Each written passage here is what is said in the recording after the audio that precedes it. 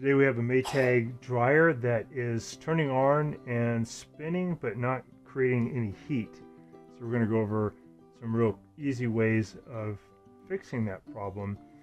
In this instance we have a vent pipe in the back that goes that way and then goes straight up. So it tends to get a lot of accumulated lint and that makes it overheat. So that's probably what happened. First thing we're going to check though is make sure that both the breakers are in the on position. So electric dryers have 2 breakers in the breaker box. Let's go check that. So we're at the Home's breaker box and we're going to look in here. We have one that says dryer. So these two, this is 20 amp and a 20 amp. We're going to turn them all the way off and then turn them all the way back on. So one of these is used to spin the dryer and show the lights, and one is used for heat. We don't have heat, so you got to make sure that both on your electric dryer are in the full on position. Let's see if that did any help at all. So it looks like we have everything working. All the lights are on, it's spinning really well, but no heat. So it's probably one of these 2 fuses, this thermal fuse or this high limit fuse. This one lives about right here behind this panel, and this one lives on a burner tube. It's about the same height here but back a little bit further. So we're going to be testing those out next. We're going to get the dryer out so we can get to the back of it. So all we got to do is unplug the 120 volt plug. And we're just going to wiggle it out, have more space, and we'll disconnect the vent in the back. Should be able to just pull this one off. Yeah. Now we're going to remove a series of small 1/4 inch screws here on the back panel, the upper back panel, and that's going to allow us to take that plate off. Once we get the plate off, we'll be able to lift up on the back of this console a little bit, and then we can push this panel toward the back, and that slides it off of a couple of clips. And we can lift up this top and get it out of the way, and then we can disconnect this door switch right here. We're just using a flathead screwdriver to help pry it apart. Take out these 2 Torx 15 screws. Got those out. We're taking off these 1/4 inch screws from the bottom. There's 4 of them. And then we're going to open the door, or then we'll take off these 2 Torx 15 screws from the top. We'll open the door up, and there's 4 screws we have to remove still.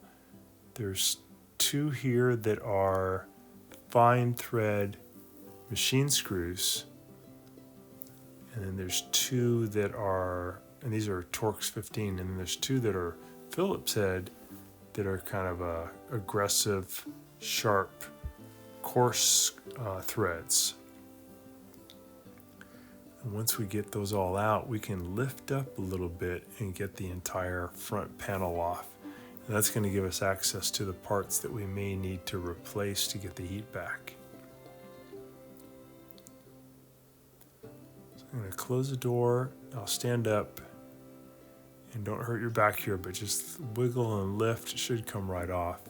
And set it off to the side, and now we're removing these 1/4 inch screws that are holding on the filter housing. And once we get them off, we'll then remove the filter and we'll pull the whole thing out. There we go.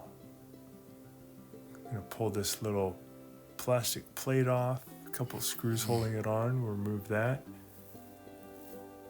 And that's going to allow us to get in where we can test the thermal fuse. So the thermal fuse is very often the one that blows when you have an obstructed vent tube. So I pulled off one of the leads. I have my continuity tester. I'm going to put my leads on there and test it.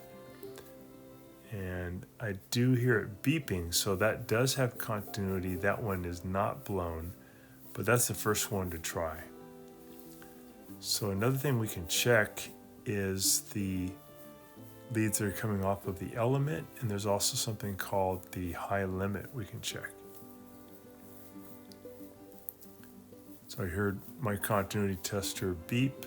I'm putting them now on the leads that go onto the element, and you should hear a beep because the element should be intact and have continuity, but this one doesn't. So we need to replace the element. So I'm going to use my needle nose pliers to help me to pull these power leads off of the terminals on the element. You kind of wiggle and push, get them off. And then again, I'll set my meter for continuity and I'll test it out again.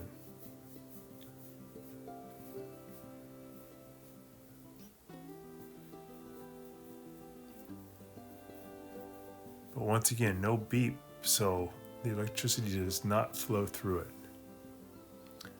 So what I'll do is just bend this back. There's a screw you can remove, but I often just will bend these down, get this out of the way. And there's a little 1/4 inch screw here on the left side that's holding in the element. So I'll use my 1/4 inch drive to take that screw out. And then I can grab the whole element and kind of wiggle and pull toward me to get it out.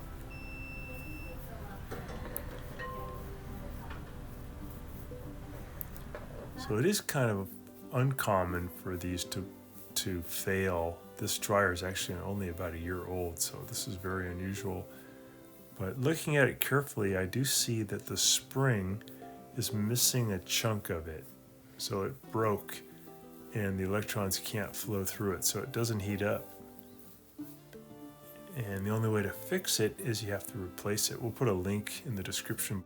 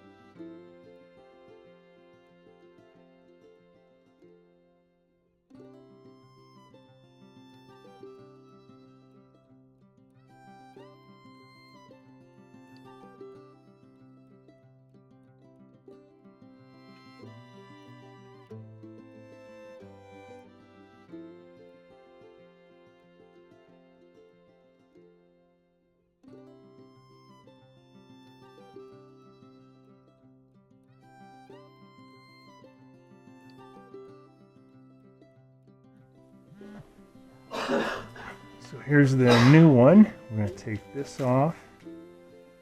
And we're going to clean that out a little bit first, and we'll slide this in. This accumulated lint, you can see, catches on fire.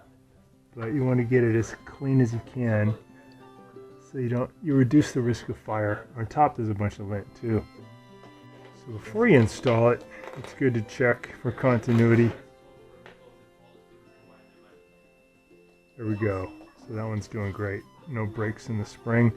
And also you can check just to make sure that none of the metal touches the frame on the springs. They have these ceramic insulators to push it up higher, but I just want to verify that there's no metal touching the frame, because that'll cause it to continually be on full blast and it won't last very long. Okay, so we're ready to install it. We're just going to slide it in.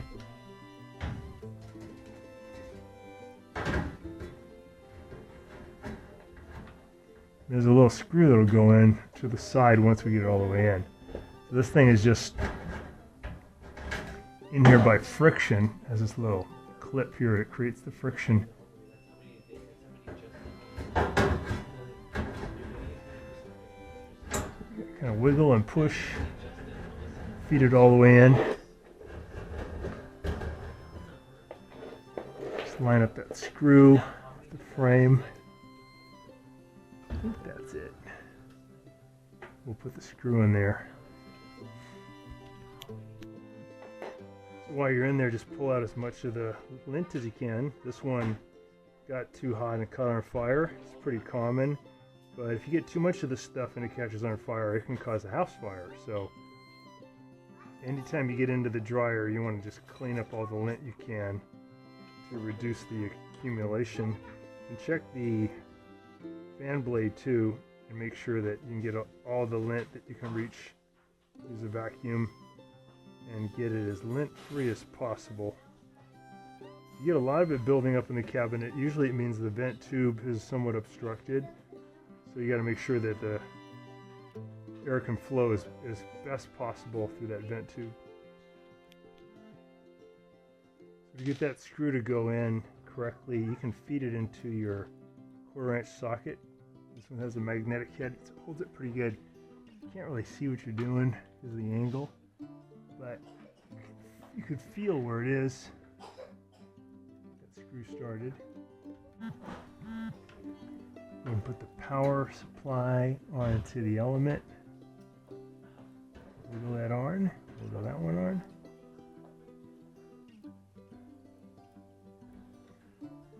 And I'm just going to bend this guard back up and push this back up. Keep the heat in tight. There we go. We got all our connectors on. We got our thermal fuse on.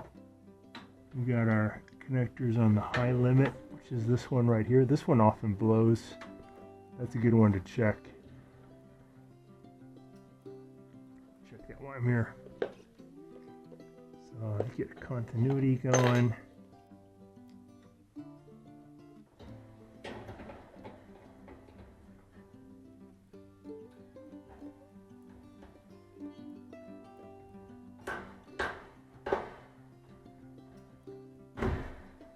One.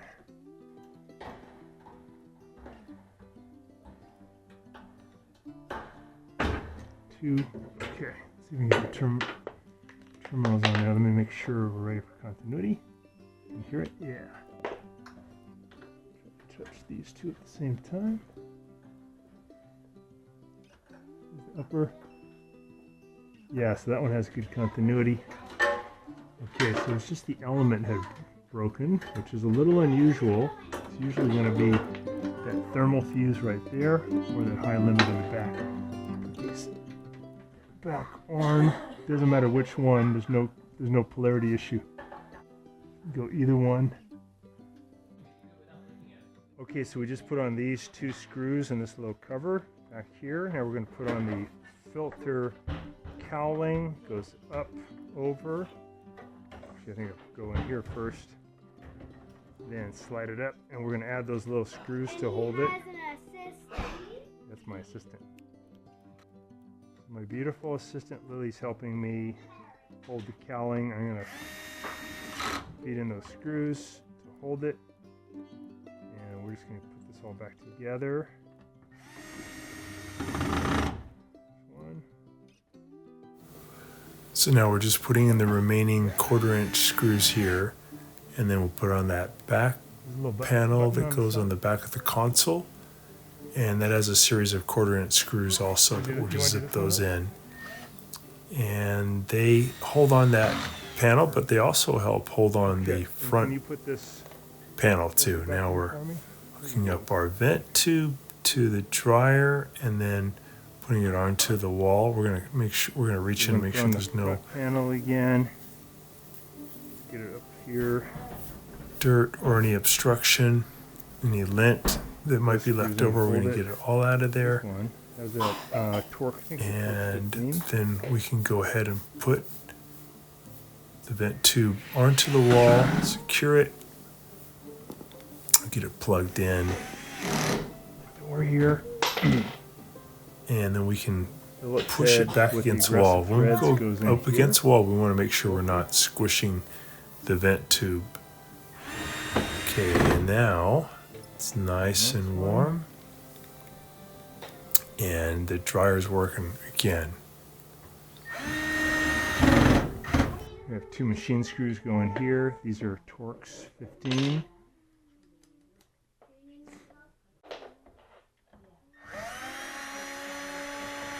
Machine screw.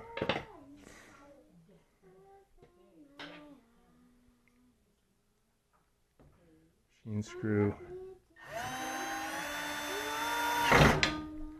Got it. Now we're going to put in those 1/4-inch ones on the bottom. 4 of those.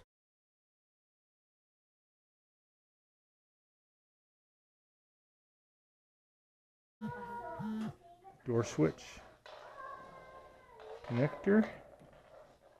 Very important. Don't want to leave that step out. Okay. So we got these clips here.